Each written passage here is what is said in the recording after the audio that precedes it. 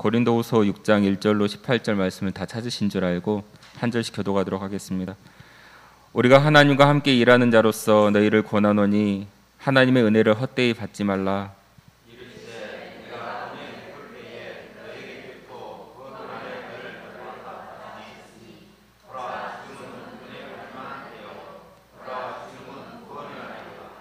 우리가 이 직분이 비방을 받지 않게 하려고 무엇에든지 아무에게도 꺼리끼지 않게 하고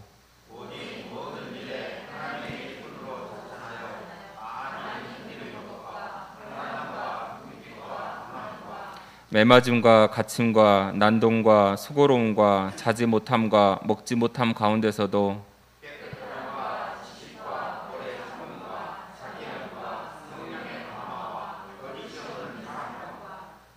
진리의 말씀과 하나님의 능력으로 의의 무기를 좌우에 가지고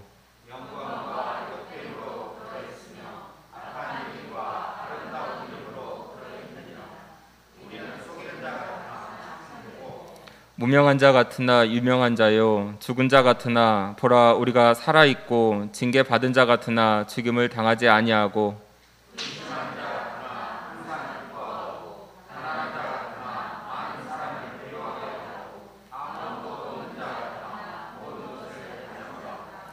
고린도인들이여 너희를 향하여 우리의 입이 열리고 우리의 마음이 넓어졌으니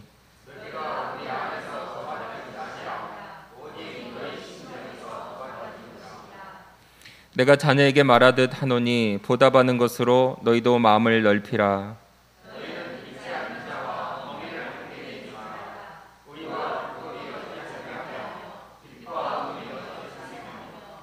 그리스도와 벨리알이 어찌 조화되며 믿는 자와 믿지 않은 자가 어찌 상관하며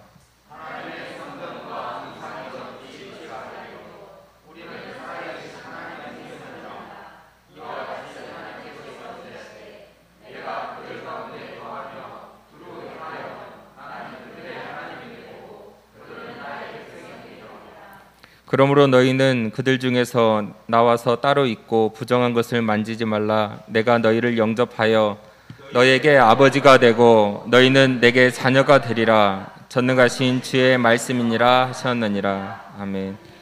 이 시간에 하나님의 은혜를 헛되이 받지 말라는 제목으로 담임 목사님께서 말씀 증거하실 때 큰 은혜 받으시기 바랍니다.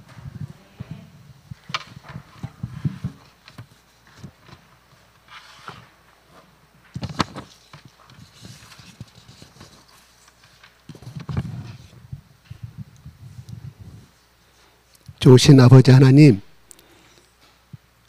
이 아침에 저희들 주님 앞에 나왔습니다.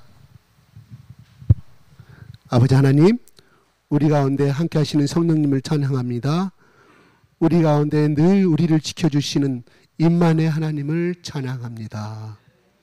하나님, 이 예배와 찬양이 하나님께 큰 영광이 되고 또 우리를 다스리는 큰 통치가 되게 하시며 하나님의 그 귀한 성전에서의 하나님의 옷자락이 이사야의 성전에 앉아있는 이사야에게까지 덮이신 그 영광의 통치의 그 영광스러움이 이 시간에 우리 성전에 우리 교회에 함께하여 주시옵소서. 예수 그리스도 이름으로 기도드리옵나이다. 아멘. 할렐루야. 할렐루야. 한 번 더 하겠습니다. 할렐루야. 네. 방금 저기 화면을 보니까 아주 와이드해지고 이 화면이 여기서부터 저기까지 나와요. 저 장비를 새로 바꿔가지고 아주 멋지게 화면이 나올 것 같아요. 예. 역시 뭐니 해도 돈이 최고예요. 예. 그만큼 좋은 것은 비싼 것은 그만한 원가가 많이 들어갔다고 봐야 되겠지. 비싼 장비가. 네, 여러분들이 내준 귀한 헌금을 가지고 이렇게 더 똑똑한 화면을 볼 수 있도록 하여 주신 하나님께 감사드리고 여러분의 수고에 감사를 드립니다. 네.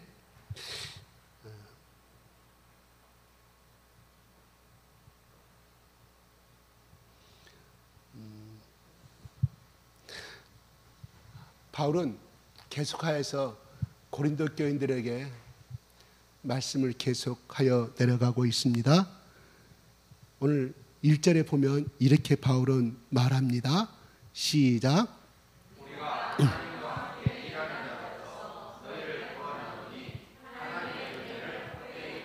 2절.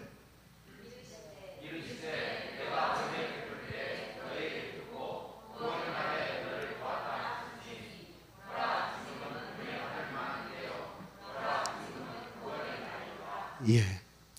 1절과 2절은 제가 나중에 설명을 하고요. 바울이 하나님과 함께 일하는 사람으로서의 어떠한 삶을 살았는가를 3절부터 자세하게 고린도 교인들에게 말하고 있습니다. 이 말씀을 하고 있는 내용 뜻은 뭐냐면 고린도 교인들 중에 바울을 인정하지 아니하고 바울을 비방하고 또한 그가 하나님의 사람인데 어찌하여 다른 사람들보다 저렇게 고난을 많이 받는가. 자기들이 봤을 때만 해도 보기에 옆에서 이 신앙이 옅은 마음을 가지고 보더라도 바울은 벌을 받는 것 같다. 징계를 받는 것 같아. 그는 얼마나 죄가 많길래 유대 종교들의 사고방식입니다. 저렇게 가는 곳마다 돌로 쳐 죽음을 당할 만큼 그리고 옷은 남루하지 그냥 예모저로 볼 것도 없지 보기에도 짠한 사람 그는 하나님 앞에 징계를 받는다고 생각을 했습니다. 그래서 그들에게 그것이 아니다 설명하기 위해서 두 번째는 그는 진정한 하나님의 사도가 아니다. 세 번째 그는 그냥 하나님께 버림받은 사람이라고 많은 고린도 교인들이 그 어떤 가짜 교사들에 의해서 가짜 사도들에 의해서 오염돼 버린 그래서 바울 한 사람만을 그렇게 무시하면 좋은데 그동안 뭐예요? 바울이 전한 모든 복음이 송두리째 흔들려 버리는 무서운 사탄의 계략이 들어있다 이 말입니다. 그럼 어떻게 돼요? 그들이 가졌던 예수 그리스도의 첫사랑과 구원의 복음은 헛되이 되어버릴 줄 알기 때문에 바울은 이렇게 자기를 오늘 말씀 보면 엄청난 자랑이 나와요. 우리가 인간의 편에서 바라봤을 때 야 바울 그냥 그 당시에 바울만 그렇게 고난 당했냐? 우리 베드로 선생님도 게바도 고난을 당했는데 이게 자랑 많이 한다고 이 잘못된 비꼬은 이 눈으로 이 편지를 읽었던 사람들 중에는 또 그렇게 생각할 수도 있었습니다. 바울이 그렇게 자기가 겪은 모든 것을 이렇게 자세하게 말할 그 이유는 뭐냐면 나를 인정해 달라는 뜻이 아니라 그 속에 사탄의 계략을 고린도 교회를 전부 다 흔들어 버리는 이 조그만 교회 건물이 아니라 그 아가야 지방의 각 초소 모든 교회를 흔들어 버리는 놀라운 사탄의 계략이 있기에 바울은 생명을 걸고 그들 앞에서 어쩔 수 없는 자천하는 마음으로 말씀을 하고 있다 이 말입니다. 결코 자기 자신이 영광을 받기 위해서 이런 말을 하는 것이 아니라 이 말입니다. 그러한 관점에서 어찌하든지 그들에게 생명을 심어주자 하고 그리스도의 터 위에 그들 가운데 집을 지어가고자 하는 이 바울의 안타까운 아버지의 심령을 우리는 바라볼 수가 있다 이겁니다. 그래서 바울은 야 고린도 교인들아 내 말 좀 들어봐. 내가 지금까지 어떻게 살아온지 아니? 그리스도의 종이 돼가지고 지금까지 어떻게 살아온지 아니?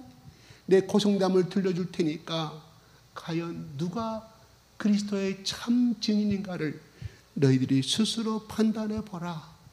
그러므로 인하여 내가 전한 복음이 정말 예수의 참 생명의 진리임을 알 것이다. 목적은 뭐예요? 두 번째이다 이 말입니다.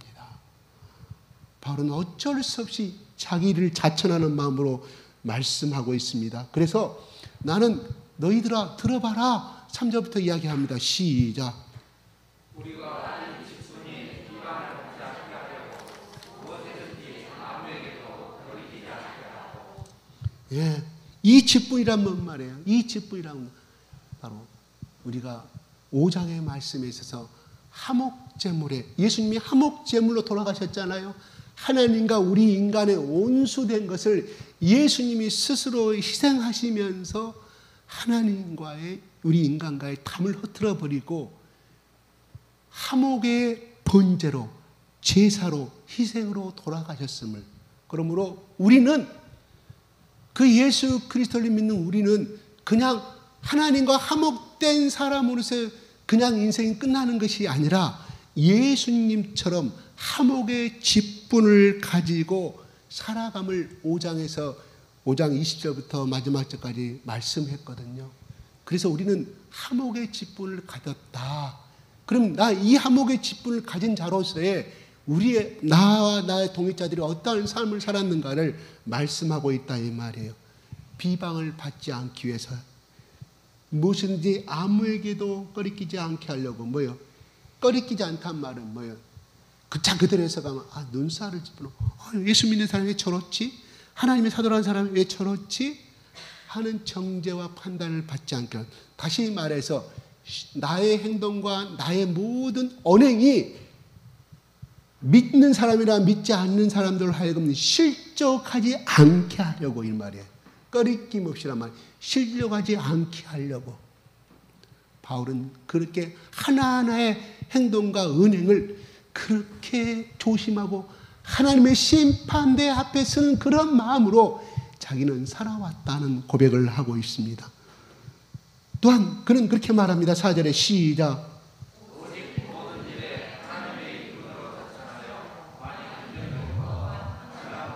고난과 매맞음과 갇힘과 난동과 수고로움과 자지 못함과 먹지 못한 가운데서도 이렇게 말합니다.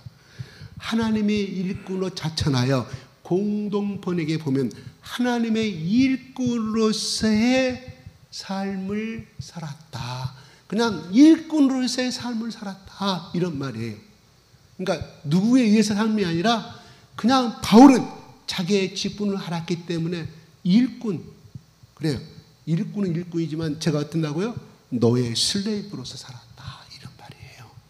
바울은 그러면서 구체적으로 말하면 견디는 것을 말하죠. 인내를 말하겠죠. 그 다음에 한난과 급함과, 한난은 뭡니까? 한난은 잘 알겠죠. 삶을 복음의 종으로 살아가는데 부딪히는 모든 어려움의 문제 되겠죠. 고난, 그 다음에 궁핍, 그 다음에 이 궁핍은 뭐예요? 궁핍은 남들이 봤을 때 저는 왜 저렇게 궁핍하게 살까? 이렇게 해석하면 됩니다. 하나님의 사람이 하나님을 믿으면, 유대 종교에서는, 구약에서는 하나님을 믿으면 하나님의 말씀을 순종하면 복을 준다고 했는데 왜 바울은 저렇게 궁핍하게 살까? 이렇게 해석하면 될 것 같습니다. 그 다음에 그걸로 끝난 것이 아니라, 그렇죠, 매맞음과 갇힘과 난동. 갇힘은 뭐예요? 감옥에 가는 것이죠. 그죠?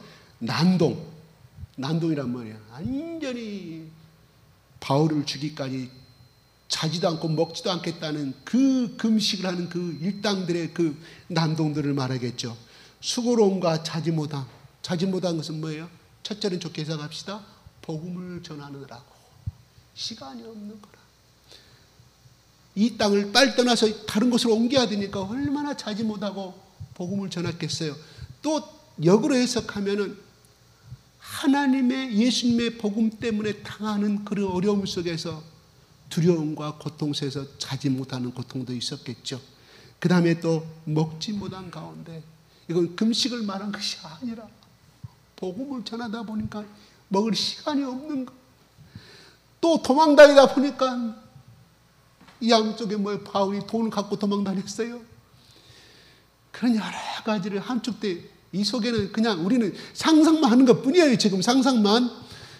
이 속에 한마디 한마디 속에는 정말 바울의 피와 땀이 이 압축되어 있는, 정말 또 엑기스에 압축된 말을 단어로만 표현하고 있는데 어떻게 이 말을 우리가 다 표현할 수 있겠습니까?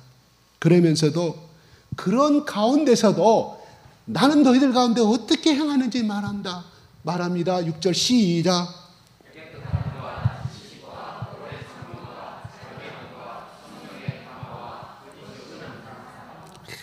깨끗함과 그렇게 비천함에 살아도 나는 깨끗하게 살았다. 깨끗함 뭐예요?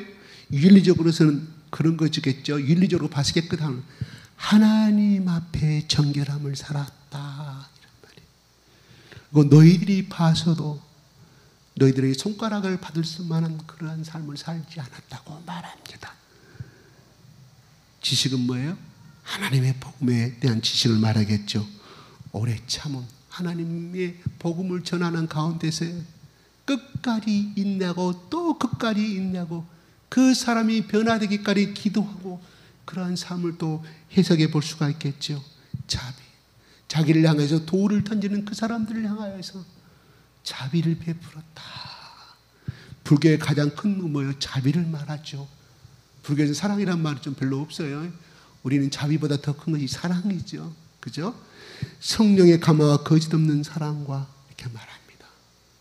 자, 여기서 5절에 매마짐이라는 것은 고린도 후서의 11장 제가 준 거 있습니까? 11장. 네. 고린도 후서 제가 안 줬죠. 고린도 후서 제가 잠깐 읽어드리겠습니다. 여러분 같이 찾아볼까요? 11장 23절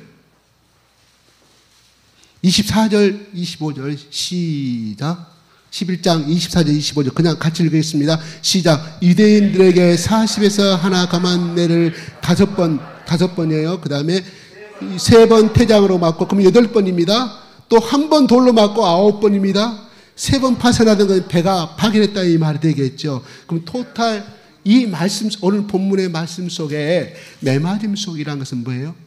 적어도 9번. 9번이에요. 그러면 바울이 전한 편지가 2개가 잊어버렸다고 그랬어요. 그까지 포함하면 얼마나 더 많이. 여기서만 나오는 것은 9번이지 그 2편의 편지 속에는 더 많이 첨가되지 않았을까 이렇게 학자들은 해석을 해요. 그래서 그 맞음을 이야기하고 있습니다. 그래요. 그러면서 나는 너희들을 향해서 거짓이 없는 사랑으로 했다고 말합니다. 그 다음에 그 거짓이 없는 사랑으로 말하는데 어떤 진리의 말씀과 하나님의 능력으로 의의 무기를 좌우에 가지고 말합니다. 의의 무기는요, 진리의 갑옷을 입으라고 의의 무기인데 이거는 로마의 군인들이 쓰는 그 단어를 의의 무기로 표현하고 있어요. 군사적인 용어 단어를 뭐예요? 우리 영화에 잘 봤죠. 로마의 군사들이 투구를 쓰고 그 다음에 왼쪽에 방패를 들고 오른쪽에 뭐예요? 검을 들고. 바로 너희들이 로마의 군사들이 어떻게 싸우는 걸 봤지 않느냐? 내가 바로 나와 우리 동역자들은 한 손에 방패를 들고 한 손에 창을 들고 전쟁터에 나가는 로마의 군사들처럼 그렇게 내가 복음의 무장을 하고 살았다. 그 군인들이 출정할 때는 얼마나 많은 부모들과 자식들이 나와서 여보 꼭 살아 돌아오세요. 눈물의 한 송씩을 너희들이 보았지 않느냐. 나도 내가 전쟁터에 나가면 언제 죽을지 모르는 그런 마음으로 전쟁터에 나가는 장수들처럼 내가 이 복음의 무기를 가지고 내가 온 세상을 다니면서 하나님의 일꾼으로서의 삶을 살았음을 말해주고 있습니다. 그런데 여기서 우리가 중요한 것은 이런 것이 있습니다. 6절에 성령의 감화와 7절에 하나님의 능력으로 말합니다. 바울의 이 모든 것은 성령의 능력의 원천이 있음을 이 문장 속에서 우리는 알 수가 있습니다. 바울이 모세오경을 다 해오고 통달하였다고 하지만 거기는 생명이 없었습니다. 한 사람도 눈을 뜨게 하지 못하였습니다. 한 사람도 사망에서 생명을 주는 역할을 하지 못하였음을 바울은 알았습니다. 그러나 그 속에 그의 성전 삼으신 성령께서 바울과 함께 하심으로 말미암아 야 고린도 교인들아 내가 너희들 앞에 복음을 증거할 때 안진병이 되어 일어나 또 많은 역사가 일어났으면 너희들은 알지 않느냐. 두 번째는 내 이 더러운 입에서 나오는 하나님의 말씀을 통하여서 얼마나 많은 인생들이 변화를 받고 사망에서 생명을 얻었음을 너희들이 보았지 않느냐는 말씀을 통하여서 바로 이 모든 것의 역사가 성령의 감화요 성령의 능력임을 바울은 그들 가운데 말해주고 있습니다. 절대로 자기 자신이 이렇게 이 모든 것을 이겨내고 행할 수 있고 참을 수 있고 그런 어떠한 죽음 가운데서도 예수님의 사랑을 변하지 아니하고 너희를 향하여서 아비와 같은 마음으로 전할 수 있었던 것은 바로 내 속에 예수 그리스도의 사랑과 성령의 감화가 있었고 성령의 이 인치심이 있었기에 이 일을 행할 수 있었음을 바울은 자랑하고 있습니다. 그러므로 그는 어떤 마음을 가지고 있는지 8절은 계속해서 말합니다. 시작.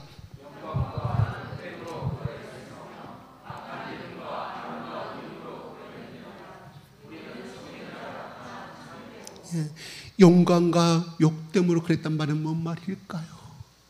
바울이 손을 얹은지 병이 나고 바울의 치맛자락을 잡아도 병이 나는 그런 것은 사람들이 우와 하나님의 신이 내려왔다고. 그래서 그건 어떻게 보면 인간의 칭찬을 말해주고 있어요. 욕됨으로 하면 무엇을 의미할까요? 욕됨으로 그러했으면 뭐요? 바울이 가는 곳마다 항상 하나님의 역사와 마귀의 역사는 따라잡다 이 말이에요. 얼마나 그리스도 때문에 내가 많은 욕을 얻은 너희를 알지 않느냐. 그 다음에 악한 이름과 아름다운 이름으로 그러합니다. 이건 대비를 극단과 극을 반어법을 사용해서 두 단어의 반어법을 사용해서 그들에게 설득하고 있는 장면을 바라봅니다. 우리는 속이는 자 같으나 참되고 바울은 사기꾼이라고 그랬어. 사도도 아닌데 12사도도 아니고 예수를 만난 적이 없는데 사기꾼. 그래서 가짜 복음을 전한다고 그래서 너희들이 봤을 때 비난하는 자와 나는 너희들이 속이는 내가 너희들을 속이는 자 같았으나 사기꾼 같았으나 그러나 참됐다.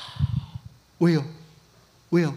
이런 모든 고난과 이런 모든 한난과 방금 막을 들은 9번의 태장과 9번의 매맞음을 통하여서 이겨낼 수 있고 그를 기쁨으로 감당할 수 있었던 것은 예수 그리스도의 복음이 내 안에 있었고 예수 그리스도가 나를 진정한 하나님의 일꾼이요 동역자로 삼았기 때문인 것을 간접적으로 설명하고 있습니다.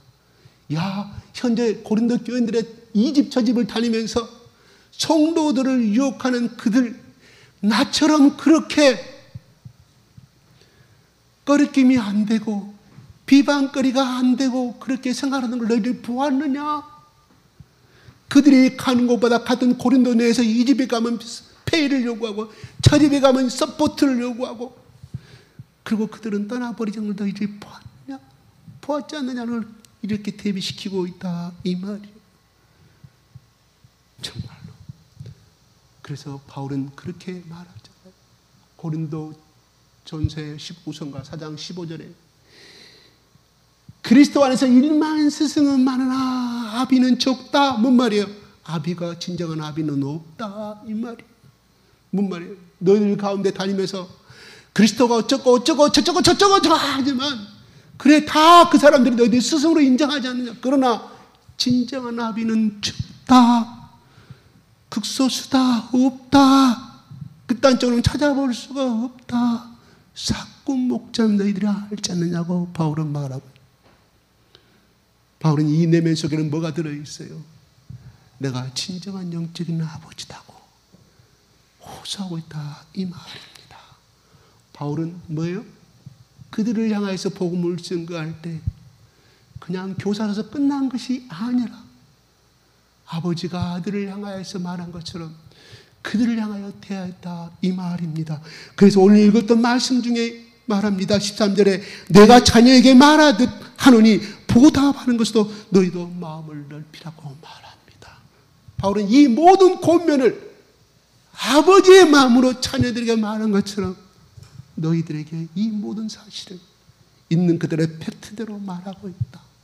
그러므로 너희들 가운데 권면하고 있다고 말합니다. 야, 저는 여러분 앞에 이 강단에 서가지고 하나님 저에게 물어보시고 또 여러분의 질문을 이렇게 말씀하신다고 하면 목사님 만약에 매주 설교할 때 매주 때로는 상담할 때 아버지의 마음으로 당신의 아들을 다니엘을 사랑하는 것처럼 나를 대했습니까? 하나님이 물어본다고 하면, 아이고 하나님, 질문 같은 질문 하지 마십시오. 그런 질문을 받을 자격도 없는 사람입니다. 저는 말할 수밖에 없어요. 그런데 바울은 자신 있게 말합니다. 하나님 앞에. 바울의 위대한 목자의 심령을 배울 수가 있습니다. 바울이 이렇게 할 수 있었던 것은 바로 성령의 감동, 감화가 있었기 때문에 가능하다 이 말입니다. 우리가 언제나 이런 마음을 가지고 이 세상을 살아나갈 수 있을까요? 우리 교회 모든 한 사람 한 사람이 정말로 이런 마음의 아버지 같은 마음을 가지고 살아갈 수 있는 축복된 교회가 될 수 있기를 예수님의 이름으로 부탁을 드립니다. 그렇습니다. 그러면서 말합니다. 9절에 시작. 무명한 자 같으나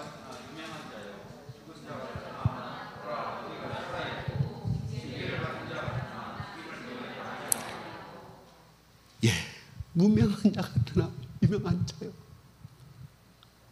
뭐 말이에요? 그렇게 삶을 살아준다고 누가 알아주지 않는 말 말합니다. 그런데 유명한 자란 무슨 말이에요? 사람들 눈으로 보기는 보잘것없고 알아주지 아니하지만 긴 배를 타고 긴 배를 터키에 어느 곳에 도착하고 긴 배를 타고 고린도 도시에 도착하고 또 여러 데 도착할 때마다 바울을 환영해 주는 사람은 어쩌다 어떤 한국의 통역자들이 소식을 듣고 한 거 이해는 아무도 없었습니다.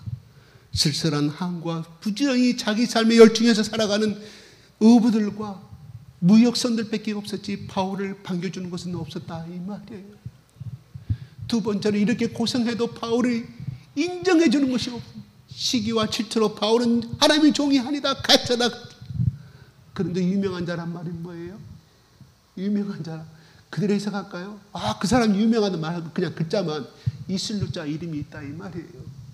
이름 명자 이름이 있다. 하나님 앞에 바울은 그 마음으로 살았다 이 말이에요. 사람들이 나를 인정해 주지 않아도 저 보좌 우편에 앉아 계신 나를 향하여서 스테판을 향해 두 팔을 벌리셨던 그 예수 그리스도의 그 모습을 그 못을 예치고 가는 그 모습을 바울은 봤다 이 말 아닙니까? 사울의 입장에서 본 것이 아니죠. 사울이 스테판의 고백을 들었던 것이죠. 그가 예수를 만나고 나서 스테판이 왜 죽는 그 순간에 하나님의 보좌 우편에 서 있는 저 예수의 영광을 보느라고 말했던 것을 바울은 나중에서 직접 체험하고 알게 됐다 이 말이잖아요. 또 이 말씀을 쓰기 전에 그가 삼층천을 갔다 왔는지 이 말씀을 쓰고 난 후에 삼층천을 갔다 왔는지는 모릅니다. 그러나 순서적으로 보면 이미 삼층천을 갔다 온 사람. 그래서 그는 달려갈 길을 마치고 그 세계를 그는 보이지 않는 그 세계를 그는 보았기 때문에 무명한 자자 좋다. 매 맞음도 좋다. 태양 맞음도 좋다.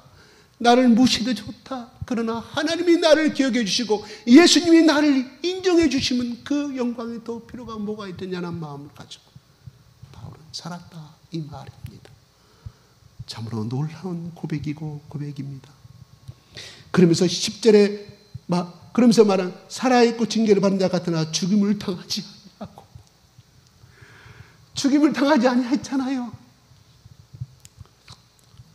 불사조 인간입니다. 정말 바울은 부활의 하나님을 그렇게 부활의 예수를 살아생전에 느꼈다 이 말이에요. 살아생전에 부활의 예수를 수없이 체험하고 살아간 사람. 그래서 바울은 이 부활의 메시지를 어떤 사도들이 전하지 아니하고 예수님도 부활의 메시지를 전하지 아니했습니다. 다시 살아나라고 말씀하셨을 뿐이지 이 부활의 세계를 예수님도 말하지 못하였습니다. 모든 분이 삶 속에서 이 부활을 체험했다 이 말이에요. 그러니 자기 확신 속에 들려준 이 성령의 체험과 이 계시를 바로 그는 모든 편지마다 부활의 예수, 부활을 소망하라고 말씀하고 있다 이 말입니다. 그러면서 10절에 말합니다. 시작.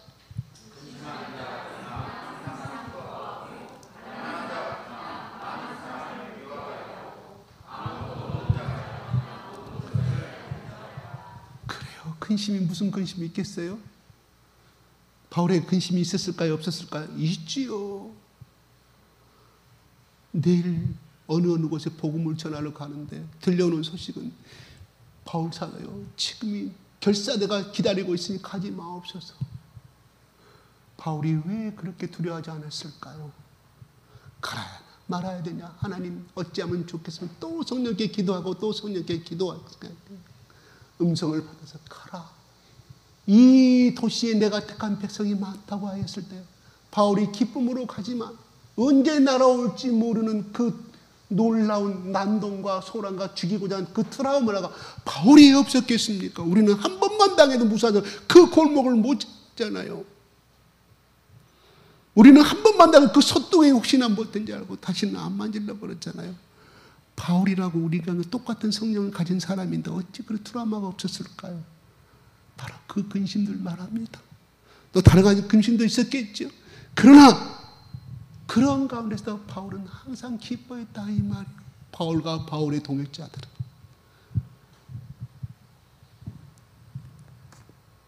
가난한 자 같으나 왜 가난한 자일까요? 글자 그대로 해석합시다. 바울의 돈이 든 것이 뭐가 있었을까요? 그들에게 꺼리낌이 없이 해방 비방받지 않으려고 바울이 천수 신수 천수 천막을 짰던 거 아니겠습니까? 그 당시 왜 천막에 텐트가 많았냐면요, 로마의 황제가 유대인들의 큰 소란을 일으키고 반동의 세력으로 생각해서 다 훑어버렸다 제가 말씀드렸잖아요. 그래서 쫓기고 들어온 것이 바로 고린도까지 쫓기고 들어오고 거기서 아굴라 부부를 만나겠다 이 말이. 천막자는 거기에 쫓겨나왔으면 집이 없을 거 아니에요. 많은 사람들이. 그러니까 텐트가 많이 소요했을 거 아니에요.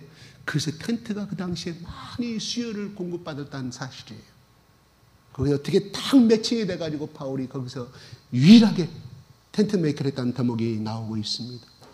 바울이 가지고 거기서 서포트를 했다고 고린도 교인들에게 말하지 않습니까? 너희들이 손을 벌린 적이 있느냐 하고 말합니다. 그래요. 바울은 아무것도 가진 자가 아닙니다. 그러나 많은 사람을 부유하게 했다고 말합니다.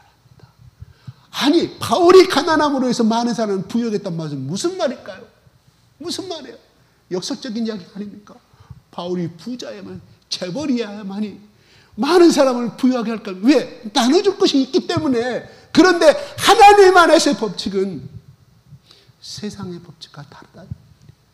하나님의 원리는 우리를 가난하게 함으로 인하여서 모든 주위의 사람들을 행복하게 하는 놀라운 진리를 비밀을 가지고 있습니다. 또 물론 여기서 마태복음 예수님이 팔복에서 말씀한 것처럼 마음이 가난한 자는 천국이 그의 것입니다.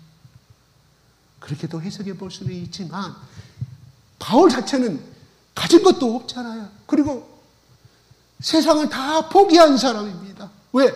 그 속에 하나님 보화, 하늘 보화를 이미 가진 사람이기 때문에 그가 가난해야만이 하나님 것이 들어올 거 아닙니까? 뚜껑을 열어야만이 비가 그 촛단지에 들어올 거 아닙니까? 세상 것을 가진 사람은 뚜껑을 열지 않기 때문에 빗물이 들어갈 수가 없습니다. 하나님 복음이 들어갈 수가 없습니다. 예수님이 그 안에 들어갈 수가 없습니다. 내가 이 정도 가지고 있으면 내가 평안하니라. 너는 무엇 때문에 교회를 가느냐? 너는 무엇 때문에 예수를 믿냐? 교회 가면 예수님 돈을 주냐? 무엇을 주냐? 나처럼 돈이나 왕창 벌어놓고 다니지. 왜 그렇게 할 시간에? 주일날 나가면 그 시간 얼마나 낭비하지 말고 주일날 특근해라. 특근하면 2배 나오지 않느냐? 1.5배 나오지 않느냐? 그게 실속 있는 삶 아니냐고 말합니다. 그래요. 그것이 맞습니다. 플라스틱하게 분명히 돈이 더 벌어지기 때문에 그렇습니다. 맞아요. 사탄은 항상 당근을 가지고 들어옵니다. 사탄은 우리에게 달콤한 사탕을 가지고 들어와요. 왜? 그것이 없으면 꼬임이 안 넘어가기 때문에. 그리하여 첫째는 내가 주의를 지켜야 되는데 안 되는데 에라 오늘 한번 빠지자. 그 다음에 한번 빠지면 이야 위에 상관이 말합니다. 너 지난달에 너 그때 당시 교회 안 나갔지 않느냐? 특근해. 물론 자기 주어진 일은 잘해야 돼. 최선을 다해야 합니다. 그거는 왜? 우리의 의무이기 때문에. 세상을 사는 우리의 의무이기 때문입니다. 천국 이 땅의 시민은 국적을 갖고 있기 때문에. 그러나 이것을 내가 다음 주에도 할 수 있는, 그 다음 날에 할 수 있는 것이라면 가감히 다니엘처럼 머리를 굽히지 않은 신앙도 필요합니다. 그걸로 인해서 네가 나를 사랑하는 마음으로 인간의 눈과 인간의 질시를 무수하지 않고 네가 주의를 지키고 하나님의 나를 사랑하는 마음으로 네가 불이익을 당했느냐? 그래, 손해나고 있겠지. 그러나 내가 갚아주리라. 네가 나를 기이 여기시 나도 너를 기이 여기라. 하나님은 절대적으로 빈손 들고 명령하지 아니합니다. 하나님의 언약 속에는 그 언약을 지킨 자에게는 반드시 하나님의 상급을 준다고 구약의 신명기에 민수기에 말씀하고 있습니다. 분명히 그렇게 말합니다. 그러나 지키지 아니하였을 때는 거기에 따른 저주를 준다고 하나님 분명히 약속했던 대목이 지금 신명기에 잘 나타나고 있지 않습니까? 모세는 민수기에서는 하나님 말씀하신 것만 전하였는데 인생의 40년 동안 이 가나안 입구까지 오게 된 걸 보니 하나님의 한마디 한마디 말씀이 실천이 안 된 것이 없더라 이거예요. 그래서 똑같이 하나님 앞에서 들었던 모든 말들을 하나도 빼지 아니하고 그들 가운데 전달한다는 것은 문서의 말씀을 전하는 것이 아니라 자기가 체험한 하나님의 말씀의 언약에 근거하여서 말씀하고 있는 것이 신명기입니다. 그래서 왜 똑같은 말이 출애굽기도 중복이 되고 민수기도 중복되고 신명기 중복되게 왜 근데 하나님이 모세오경을 때 야 이 신명기 빼버려라 중복되니까 그렇게 하지 않았을까요? 기록되게 만들었을까요? 그것은 모세가 체험한 하나님의 세계 언약의 말씀 십계명의 세계가 지켜졌을 때 하나님은 어떻게 복을 주시고 그걸 지키지 않았을 때는 어떻게 처벌을 내리더라 40년간을 해온 그 22세대들에게 말씀하고 있는 거예요. 그렇습니다. 바울은 가난한 자였습니다. 정말 가진 자가 없었습니다. 그러나 그 속에는 그 질그릇 속에는 하나님의 위대한 보물과 예수 그리스도의 생명의 비밀을 가진 자였기에 그는 가는 곳마다 모든 사람을 해피하게 하고 행복하게 하는 사람이었음을 고백하고 있습니다. 그러면서 말합니다. 아무것도 없는 자 같으나 모든 것을 가진 자라고 말합니다. 와, 아무것도 nothing. 나 돈 1도 없어요. 여기서는 이론이란 말이에요. 한 번이라면 요새 젊은 사람들이 1도라고 써요. 모든 말에. 나 그거 배웠어요. 1도 없습니다. 한 번이란 말은 구식적인 말이에요. 여러분 자녀들 가운데 한 번이란 말을 쓰지 마세요. 세대가 고향. 옛날 제가 중고등학교 다닐 때 어른들이 소학교 와 무슨 소학교 제가 지금 우리 다닐 때는 국민학교였거든요. 지금 국민학교 여러분들이 나를 젊은 세대들이 옛날 내가 국민학교 다닐 때 소학교 어른 썼던 그 어른들 말에 대해서 내가 구태연한 옛날 말을 하네. 내가 여러 말 쓰면 여기는 뭐예요? 초등학교라. 그러니까 초등학교라 써야 돼 단어를. 자녀들하고 소통하려면 한 번도 1도 없다. 하나도 없다. 안 돼. 그거는 옛날 말이에요. 빨리 젊은이 컨디셔너 같이 눈 맞춤 가야 됩니다. 그것도 필요합니다. 1도 없다고 말하십시오. 우리 엄마 세련됐네. 1도 없다고. 이쪽 말로 무슨 말이에요? 순사들은 한 캥이도 없다고. 근데 사투리는 사실은 아니에요. 어느 학자들 말에 의하면 사투리가 사실은 진짜 표준어입니다. 이런 말을 저도 처음에는 이런 말 좀 처음 웃겼어요. 아니에요. 진짜로. 우리의 토속적인 사투리가요. 표준말이지 나중에 이쪽에 저쪽에 한양말을 갖다가 표준하다 보니까 원래 사투리라 그러죠. 원래 우리 민족의 조상들은요. 이 말이에요. 이 말. 경상도 사람들이 쓰는 말. 우리 이쪽에 쓰는 말이 사투리가 표준이었다니까. 옛날에 우리 조상들이 그렇게 썼다니까. 근데 어떻게 사투리니까 온조라니까 온조. 제 말이 아닙니다. 국어학자들이 하는 말입니다. 그렇게 만들었기 때문에 표준말이죠, 거기가. 예. 넘어갑시다. 그거 중요한 거 아니니까. 1도 없은 사람이 어떻게 모든 사람을 풍요하게 만들었을까요? 왜요? 그 속에 하나님 아버지의 마음이 들어있으니 끝없이 퍼주는 건 뭐예요? 샘물의 온천이 내가 이거 들어있는데 샘물의 온천이 끝없이 목마른 자에게 물을 줄 수 있는 사람. 바로 바울이 체험한 세계입니다. 저는 그걸 조금 체험을 해요. 바울처럼 많이는 못하고요. 여러분도 삶에서 여러분이 어떤 하나님 앞에서 어떤 말을 했는데 그 사람이 그 말을 실행을 했어. 꼭 하나님 말이 아니어도 야 어디에 가면 어떻게 하면 나도 그렇게 너도 해. 근데 그 사람이 그 말을 듣고 했어. 그 사람이 나보다 잘 됐어. 어쩔 때는 야구로 더라고요. 하나 얘기할게요. 저 시골에서 올라와서 돈이 가진 사람이 없었어요. 저도 겨우 신청을 해가지고 신청을 해서 그때 5대1일 때 그때 노태우 정부 때요. 어떻게 해가지고 돈도 없는데 추첨에 당첨이 됐어요. 그것도 동양에다가 근데 층은 로얄층이었어요. 그 당시에 11층 이상은 다 로얄층이라고 그랬으니까 그때가 80년도 후반대죠. 바다 모래 가지고 아파트 질 때요. 워낙 수요가 많다 보니까 당첨되고 나서 거기 2년 동안 당첨된 2년을 기다리는데 중간중간에 돈을 이제 되게 충당을 해야 되겠죠. 그런데 한 사람이 저 전라북도 부안에서 온 촌놈 하나가 있었어요. 진짜 가지는 것이 없어요. 불러갖고 이야기했어요. 야, 너 나 이렇게 했는데 이번에 딱 일을 저지르고 봐라. 부족하면 신임에서 융자받고 하다면 당첨되면 팔아도 되지 않느냐. 무조건 된다. 그 친구가 내 말을 듣고 그애는 29평짜리 신청해서 나보다 더 많은 평수를 신청 당첨이 됐어요. 좋은 층에 그러다 보니까 고맙단 말도 않더라고요. 그리고 한편으로는 좀 배가 아팠어요. 나도 29평에 있으면 좋았을 뻔. 그래가 그걸 미천 잡아 그가 나중에 사업을 돈을 많이 몽땅 벌었어요. 예수 믿는 사람인데 마찬가지 우리가 이런 자그마한 삶 속에서 그 사람한테 내가 어떤 대가를 받으려고 말한 게 아니라 이 복을 전하는 사람, 이 진정한 복은 예수 그리스도의 복을 말하지만 하나님 믿고 예수를 믿으면서 얻는 복을 말하는 또 포함되어 있어. 육적인 복도 여러분들 삶 속에서 그렇게 많이 그러나 세상 것을 향하다 찾아가는 친구의 말을 듣고 거기에 몰빵해가지고 망해버린 사람도 있어요. 망정은 아니지만 손해보는 사람들 많이 있을 거예요. 세상 친구들 말 듣지 마세요. 기도하고 선택하세요. 내 말 나중에 후회 듣지 말고요. 저도 그런 적이 있어요. 사탄은 항상 달림거리로 와요. 소통거리로. 그래서 오늘 말씀에 우리가 읽은 것 중에 어찌야 벨리알과 하나님의 성령이 함께 할 수 있느냐고 말하고 있다 이 말이에요. 그러니까 오늘 말씀 중요한 거 아니에요. 여러분 다 알 수 있는 거니까. 그런데 없는 자 같으나 모든 가진 자. 여러분 예수를 가진 자는 칼빈이 이렇게 말했다고 그래요. 예수를 가진 자는 세상 모든 것을 가진 자이다.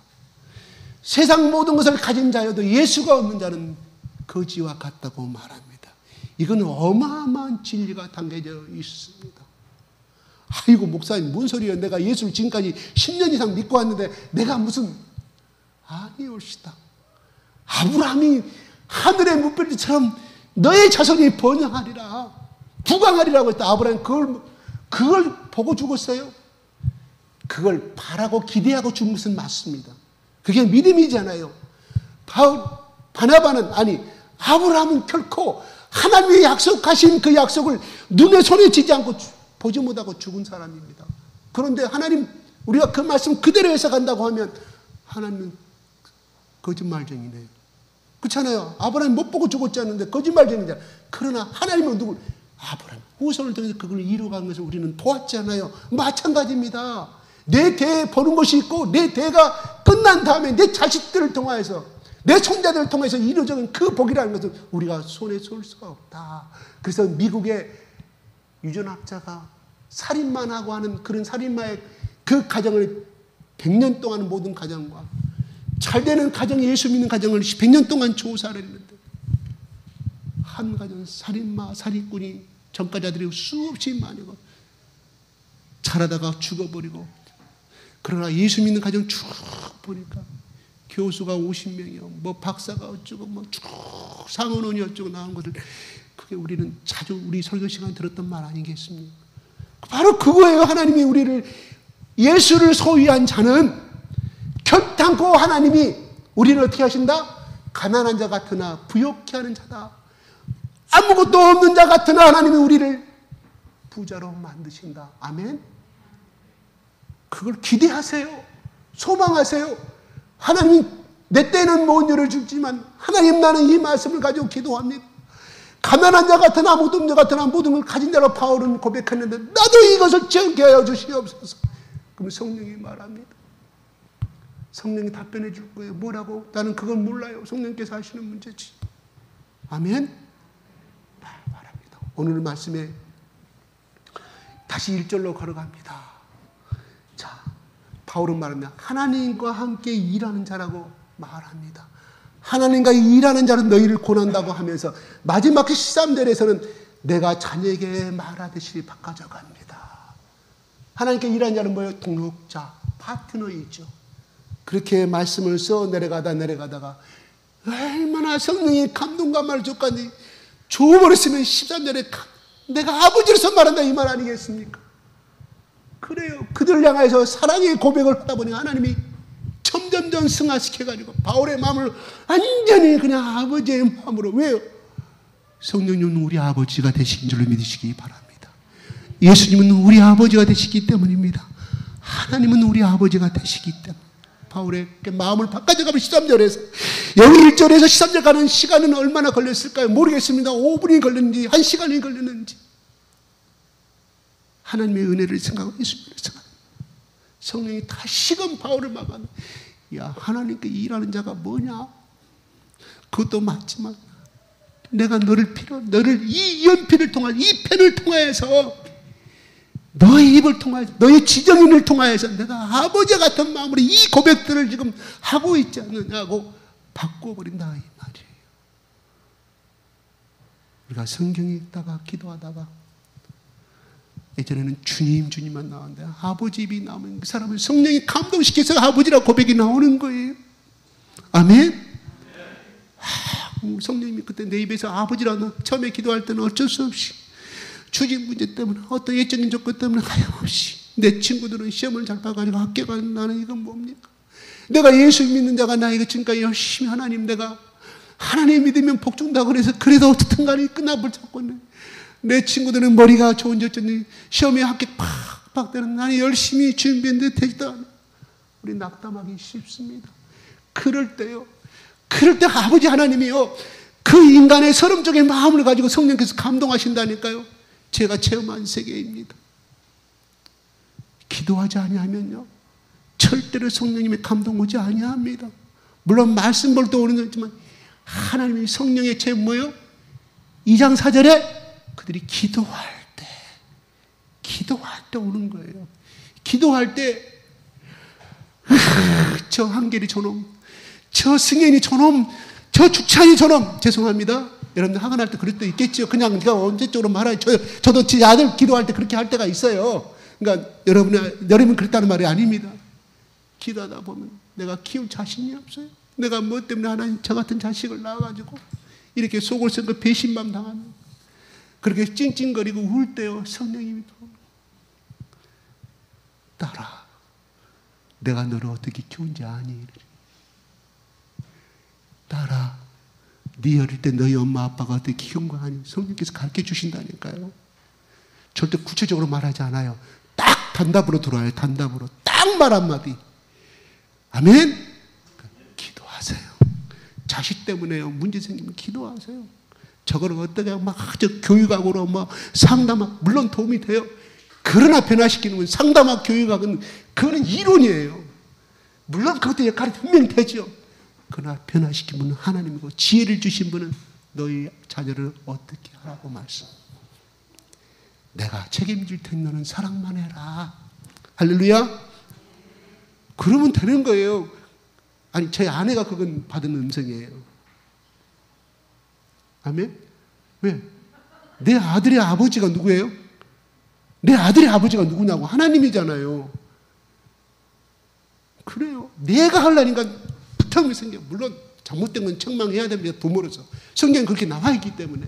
그런데 근본적으로 가는 것은 그렇게 아들이 매를 맞았을 때 그 아들의 일기장을 보세요. 100번, 1000번을 말을 듣는가. 우리 아들이 일기장에 그렇게 국민학교 5학년 때 썼더라니까요. 왜? 내가 하려니까 아들의 감정만 쌓는. 그냥 제 경험담을 모범 답안이 아닙니다. 여러분처럼 여러분보다 더 기도 많이 하고 하신 줄을 압니다. 그런데 그렇습니다. 그런데 하나님과 함께 일하는 자라고 말합니다. 하나님이 바울을 향해서 하나님께 일하는 자이기 때문에 그는 고린도 교인들에게 하나님과 함께 일하는 자로서 고면한다고 말합니다. 여러분 교회 일을 할 때요, 어떤 일을 할 때, 회사 일을 할 때, 어떤 문제가 생겨 나 혼자는 못 올 때 누구를 불러요? 나하고 마음이 통하는 자. 그렇죠? 내가 좋아하는 사람. 거꾸로 사람은 안 불러. 야, 사실 이런 문제가 있는데, 아니 교회에 있는데 내가 혼자서는 도저히 뭐 도와달라고. 왜? 그 말이 통할 수 있는 사람이기 때문에, 내 말을 받아줄 수 있는 사람. 어떻게 말하면 그건 사랑하는 사람으로 볼 수 있겠죠. 두 번째, 여러분 길을 가다가 아름다운 옷을 봤어요. 우와, 우리 윤서 저거 사입으면 진짜 어울리겠다. 우와, 우리 저거 입으면 우리 한결이가 멋지게 되겠다. 저거 와, 우리 주희가 정말 캐팅이 되겠다. 매킹이 되겠다는 그 마음을 여러분 가져본 적이 있죠. 또 어떤 데 가서 맛있는 거 우리 아내랑 여기 다시 한번 오고 싶다. 꼭 데리고 와야겠다. 이야, 지금 이 시간 우리 남편하고 이걸 먹으면 얼마나 좋아할까. 왜요? 왜 그런 마음이 들어? 왜요? 사랑하기 때문에. 그래서 함께란 이 말 속에는 사랑이란 말이 포함이 됐다 이 말이에요. 그러므로 말합니다. 주님 기사야, 바울아, 내가 이 세계를 보고 말을 다 찾아봤는데 물론 많이 있죠. 하나님께서 왜 많은 일꾼들을 안 까다롭겠습니까? 바울아, 너의 도움이 필요하다. 너와 함께 일하고 싶다고 하나님이 말씀하셨어요. 우리가 소명과 사명은 어떻게 보면은 의무로 말씀, 자기 비전이 될 수가 있어요. 앞장서서 갈 수 있어요. 그러나 그 비전과 그 소명과 그 사명 속에는 나는 이런 사명을 받았다. 그 의무가 앞서다 보면 나중에 자기 의지가 바닥나면 뭐가 나와요? 내가 돌아온 것이 뭐 있지 나에게? 교회에서 나에게 해준 건 뭐 있어? 뭐 하나님 나에게 해준 거. 이렇게 온 마음으로 돌아갔지만 하나님이 너랑 같이 일하고 싶다. 이 말은 내가 너를 사랑하노라 이 말이 속에 들어있다. 사랑이 결핍되어 버린, 사랑이 없는 것은 부모와 자식 간의 온수가 진다 이 말이에요.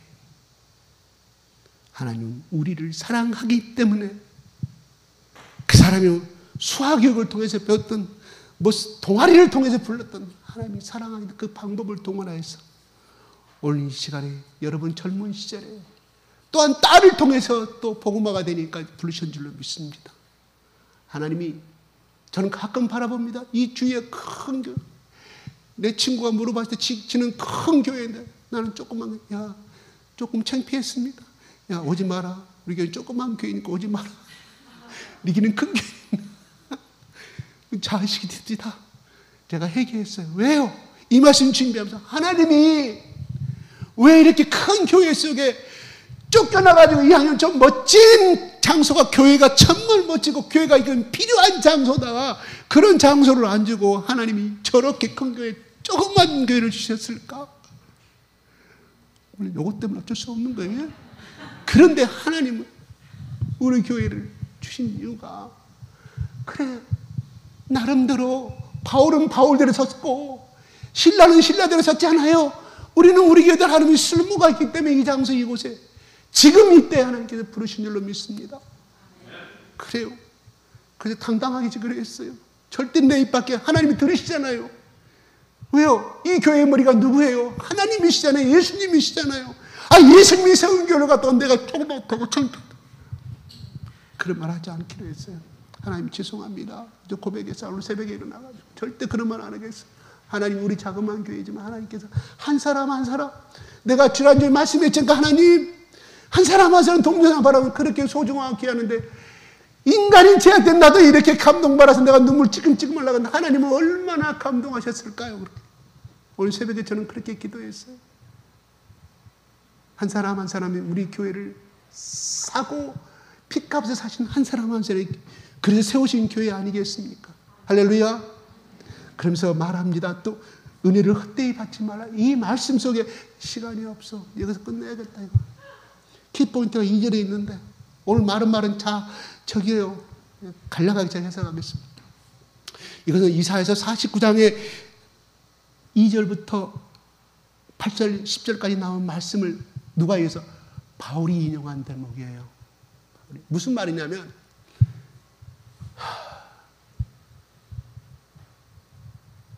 역대하 6장에 보면요. 역대하 6장에 보면요. 우시야 왕이 죽어요.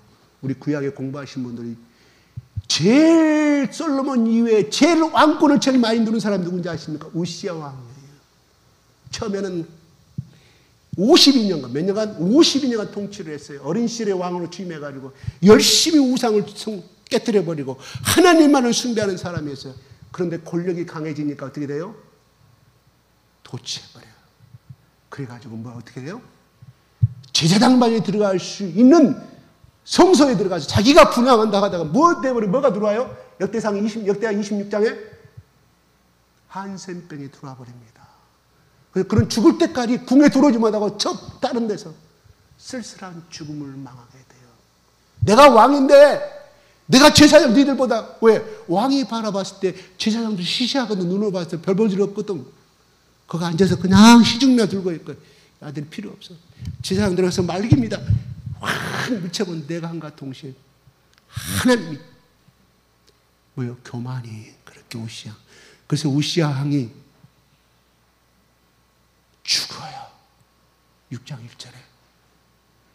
우시야 왕이 죽던 해에 하나님이 이사야에게 나타나십니다. 우시야가 기도하다가 하나님이 왜?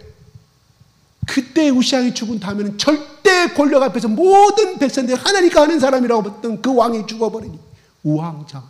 이 앞으로 이 나라의 장래는 어떻게 할 것이며 망하게 될 수밖에 없다. 저 적국들은 강해져 가는데 블라셋 군사와 저 우리나라를 둘러싸고 우리나라를 둘러싸는 모든 강들이 강해져 가는데 앞으로 우리나라의 장래가 어떻게 될 것인가. 모든 사람들이 시리에 빠져 있었을 때 이사야만큼 하나님 앞에 성소에 기도하고 있었다 이 말이에요. 이 나라의 민족을 하나님 어떻게 하시렵니까? 하나님 도와주십시오. 하나님이 한상이 하나님이 나타나십니다.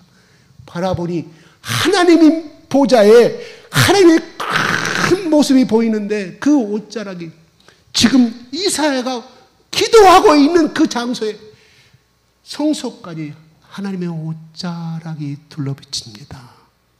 이것은 무엇을 의미할까요? 하나님의 영광과 통치와 다스림을 말합니다.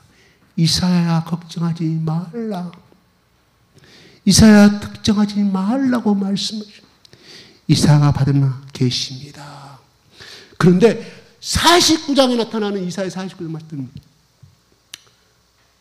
그 당시 49장 구원의 때 은혜를 받을 때다. 내가 너희들이 돌아가면 그 황폐한 예루살렘 땅을 하나님의 상속으로 주리라고 말합니다.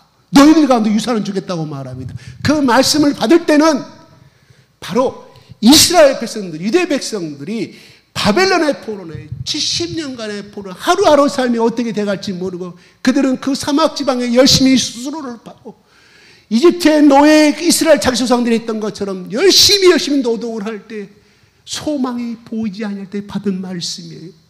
그 말씀을 받아들일 수 있었을까요?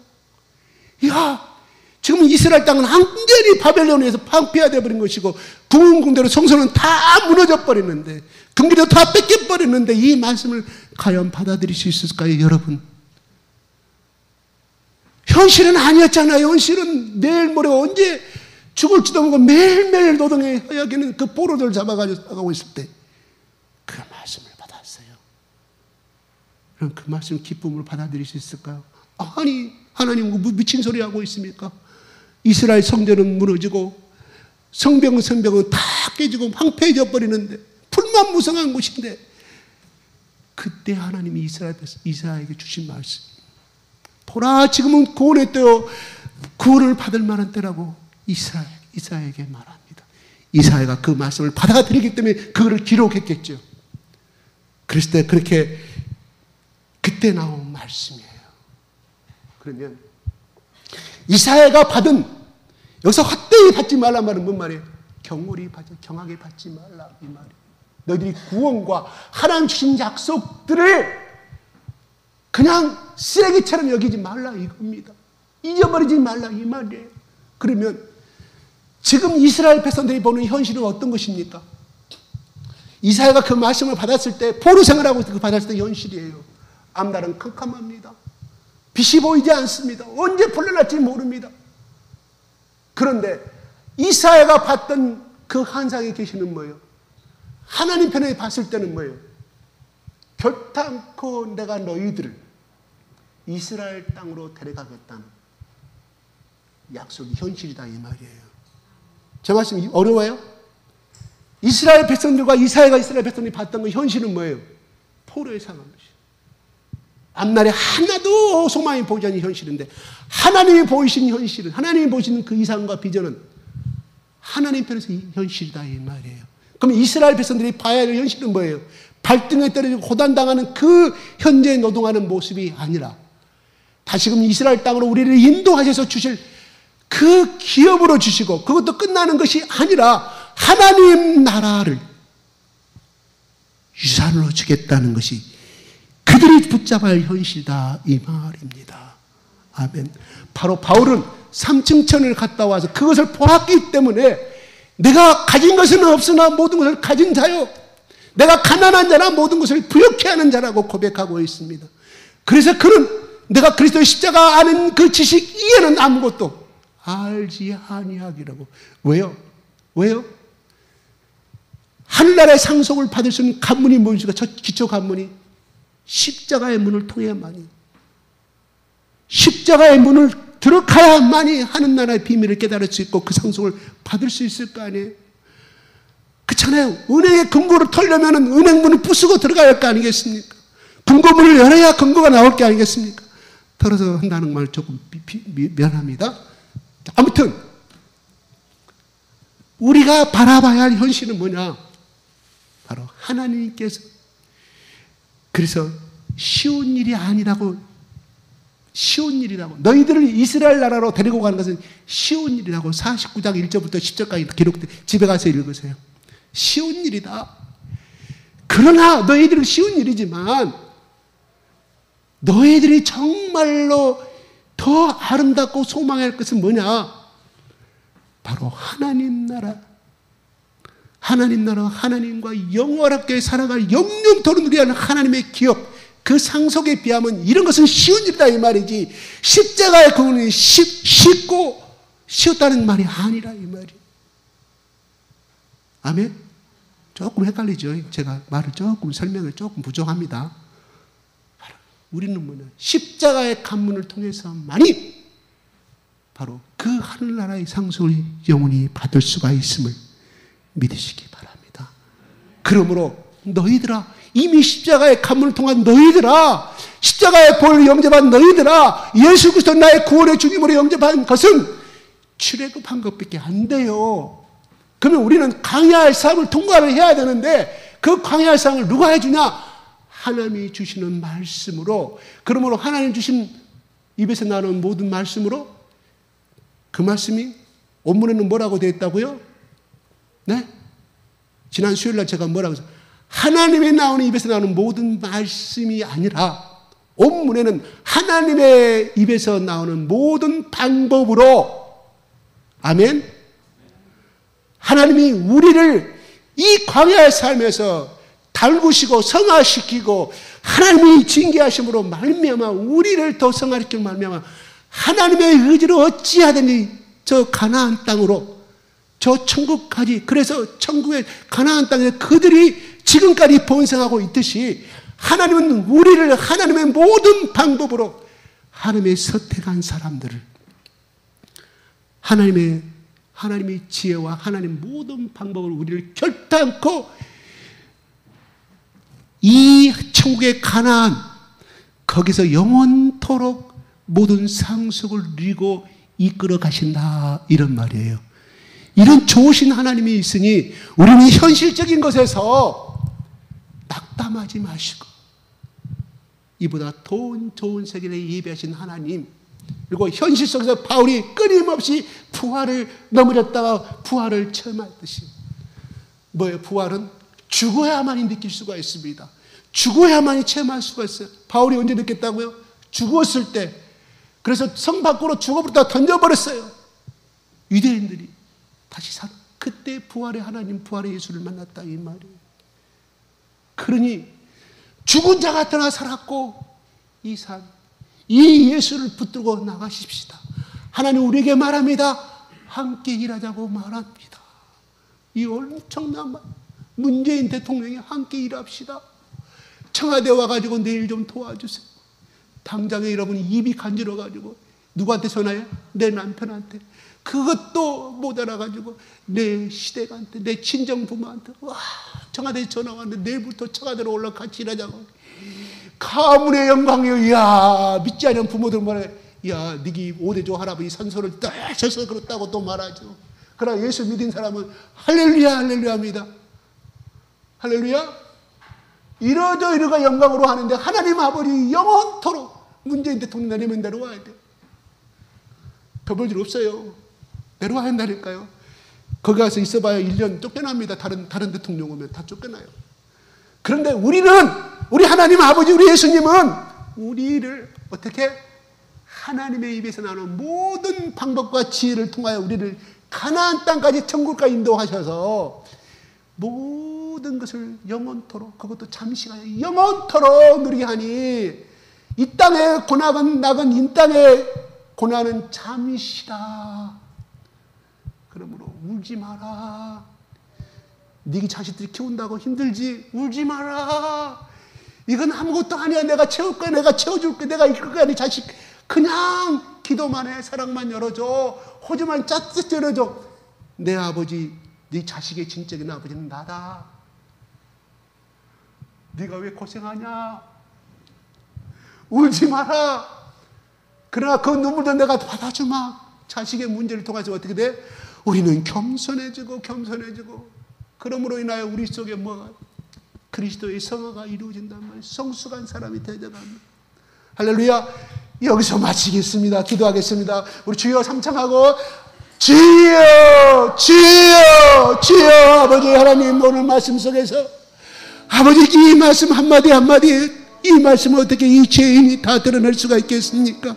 아버지 하나님, 바울은 이 하나님과 일하는 자로서의 기쁨을 가지고 하나님의 그 사랑의 음성을 가지고 아버지 하나님 뜨거운 심장 속에 뜨거운 예수의 사랑을 가지고 그는 가는 곳마다 아버지 예수의 사랑을 전하고 아버지 하나님 가난한 자가 떠나 부유한 자가 되어서 많은 사람을 배우게 하는 자가 되었고 아무것도 없는 자였지만 모든 사람들을 아버지 하나님 가진 하나님 안에서 부자라고 고백할 만큼의 바울은 그러한 자였습니다.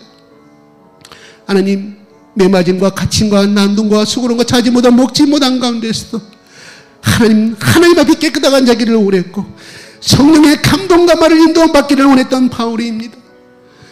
또한 그는 어떤 누가 보든, 하나님이 보든, 믿는 사람이 보든, 고린도 교인들이 보든, 세상 사람이 보든 비방받지 아니하고 꺼리낌이 없는 삶으로 그는 살아왔음을 고백합니다. 그는 하나님과 일하는 자로 고백하고 있습니다.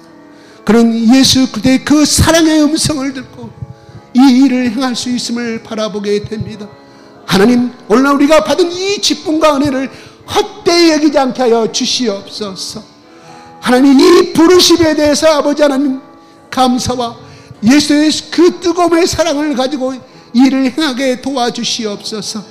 하나님, 우리가 바울처럼 세계 선교를 나갈 수는 없다 하지만 세계 선교를 위해서 기도하시는 자가 되게 하시며 가정의 아버지 우리 가문의 복음을 위해서 기도하는 자가 되게 하시며 아버지 하나님 우리의 자녀를 산제물로 바치시는 한나와 같은 믿음의 용사여 믿음의 어머니로서요 우리 자식들을 키우는 믿음의 영적인 엄마여 아버지가 되게 하여 주셔서 하나님 모든 사람들을 향하여서 하나님 아비와 같은 마음을 가지고 그들을 향하여 도전하며 사랑하는 복음의 이 예수의 사랑을 전하는 우리 모두가 되게 하여 주시옵소서. 하나님, 이 지역에 이 교회를 서신 하나님을 찬양합니다. 세상 사람들이 보기에는 작고 힘이 없지만 우리 한 사람 한 사람 속에 예수 그리스도의 아버지의 심장을 가진 자로서의 하나님, 또한 이 우리 교회의 머리가 되셔 주인 되신 우리 아버지 하나님이시기에 예수님이 우리 주인이 되시기에 아버지 하나님 이 교회를 통하여서 이루실 하나님의 역사를 기대하여 봅니다. 이 교회에 속한 한 사람 한 사람 하나님이 함께 일할 사람으로 인정받은 부르심의 한 사람 한 사람을 향하여서 이루실 하나님의 이 비전과 하나님의 통치와 하나님의 영광을 바라봅니다. 하나님, 이 땅과 이 민족을 위해서 기도하는 자들이 되게 하시며 아버지는 전 세계를 위해서 기도하는 자들이 되게 하시며 이 교회를 역사하신 하나님의 영광을 위하여 그날의 꿈꾸는 그 꿈을 가지고 도전하는 우리 모두가 되게 하여 주시옵소서. 감사와 찬양을 돌려드리며 우리 주 예수 그리스도의 이름으로 기도드리옵나이다. 아멘.